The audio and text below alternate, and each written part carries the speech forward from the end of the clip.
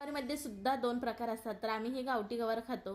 तर ही नीट करून घेतलेले स्वच्छ धुवून चाळणीमध्ये ठेवलेले आहे. तोपर्यंत आता एक वाटण करूया. तर मिक्सरच्या भांड्यामध्ये लसूण, खोबरं, कोथिंबीर, जिरं ह्याचं वाटण करून घेतलेलं आहे. हिरवी मिरची सुद्धा त्याच्यामध्ये घातलेली आहे. तर आता भाजी करूया. तर सुरुवातीला मी पापड तळून घेतले. तांदळाचे पापड आहेत. किती पापड फुलतो बघा. ह्याचा व्हिडिओ आपल्या चॅनलवरती अपलोड आहेच, बघून घेऊन तुम्ही सुद्धा असे पापड करा. मग भाजी करायला घेतली तर काय केलं, 2 पळी तेल घातलं, केलेलं वाटण घातलं, पाव चमच इतकी हळद घातली, छान असं वाटण परतून घेतलं लालसर होईपर्यंत. मग गवारीच्या शेंगा घालून घेतल्या, चवीनुसार मीठ घातलं, छान असं मिक्स केलं.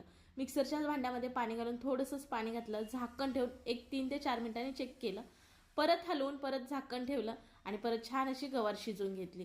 तर इथं मी हिरव्या मिरचीवर गवार केलेली आहे, तुम्ही लाल तिखट वापरू शकता. वरून शेंगण्याचं कूट घातलं, बघा गवारीची भाजी तयार झाली. आता कैरीचं वर्षभरासाठी मी लोणचं केलेलं आहे, ह्याचा व्हिडिओ अपलोड केलेला आहे, बघून घेऊ शकता. आणि आजचं जेवण असं होतं. चला आता पटकन सबस्क्राईब करा.